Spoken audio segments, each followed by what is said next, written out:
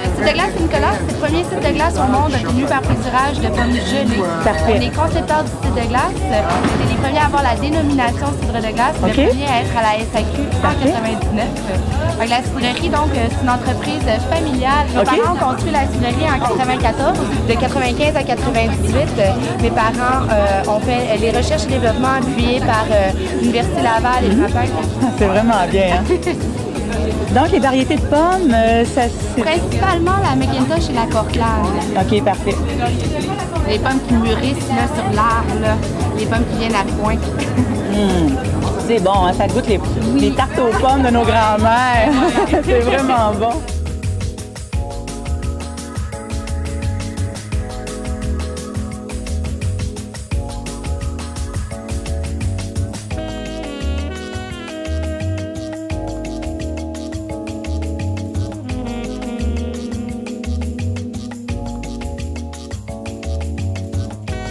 Est partie cette idée de faire cet événement? C'est parti de l'idée de mettre en valeur le cidre de glace, mais dans un contexte particulier.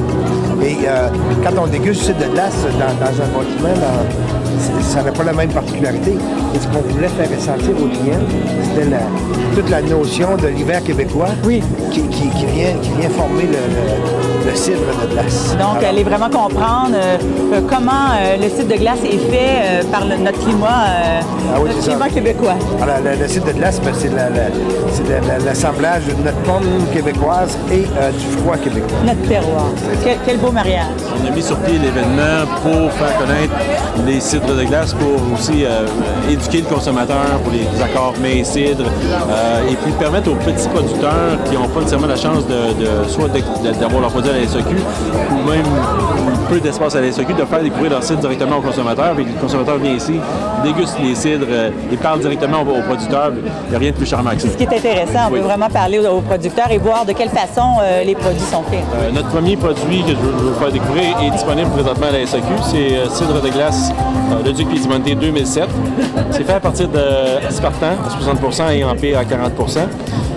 Après fermentation, on fait vieillir le produit 2 ans en cuve régulière non boisée pour permettre vraiment aux arômes de s'exprimer, aux levures de libérer des arômes additionnels après la fermentation. Et donc, ça donne plus de complexité, plus de finesse au produit, tout en gardant le côté liquoreux, supporté par l'acidité qui est très importante dans le cidre de glace, évidemment.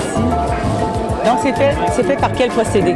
C'est fait par le procédé de cryo-concentration. Donc, c'est des pommes qui sont cueillies à l'automne et sont conservées dans les caissons de bois jusqu'à temps que le froid de l'hiver arrive. Et on fait le pressage, on laisse les cuves à l'extérieur et c'est l'eau, le contenu de l'eau dans le jus qui va geler. Et on va aller soutirer ensuite de ça, le concentré, lorsqu'on a atteint la concentration qu'on veut.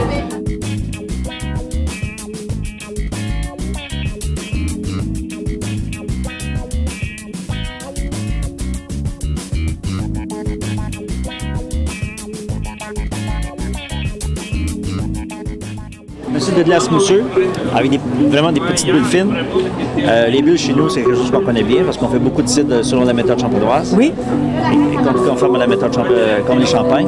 Alors on le fait aussi dans les cidres de glace. Et je trouve ça, c'est vraiment bon. Écoute, on sent les petites bulles finesses avec le côté sucré en arrière. C'est exceptionnel. C'est ça en dessert avec un bon foie gras. C'est le bonheur total. C'est merveilleux. C'est vraiment un petit péché, ça.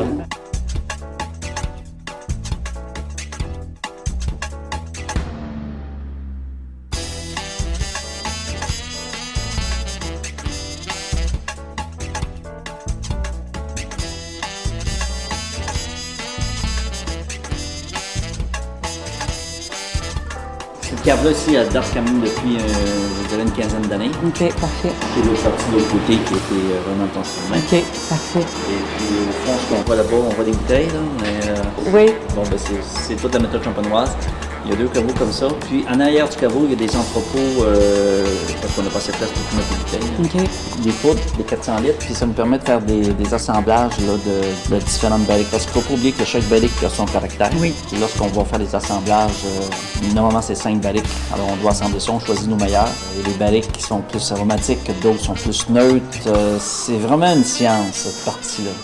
On utilise ces installations pour apporter tous les sédiments, des levures. Dû à la deuxième fermentation, nous avons un dépôt qui se dépose dans la bouteille. Et puis le dépôt, il faut l'amener, si je passe ici, j'ose. Alors la partie du remuage sur les pupitres ici, les bouteilles sont tournées 3 fois par jour. Alors vous avez engagé quelqu'un qui fait que ça, c'est pas fait à machine à main. On a de la gélopalette et on fait les deux. OK. C'est 3 fois par jour pendant 3 semaines consécutives.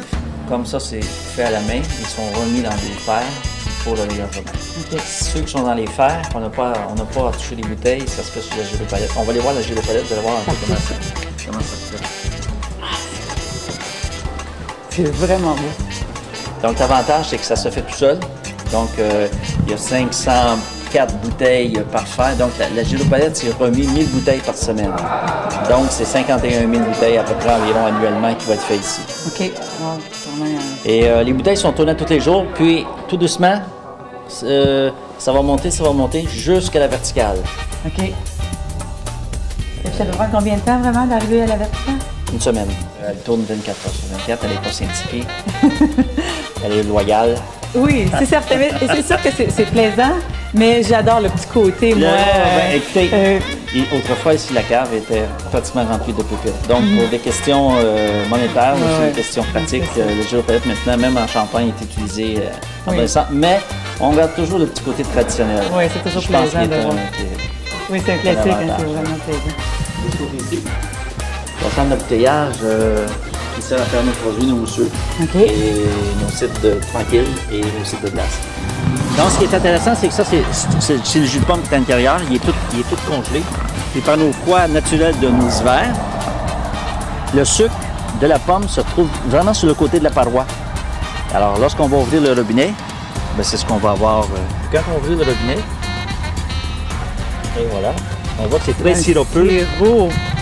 Et puis, quelqu'un y goûte, vas-y. Ah, c'est quelque chose. C'est bon? C'est délicieux. Alors, c'est les pommes. C'est quelle sorte de pommes? Alors ici, ce qu'on va avoir, c'est de la smoothie, OK. De l'Empire et de la Golden Recette. Oh, c'est vraiment bien. Donc, c'est du jus pur.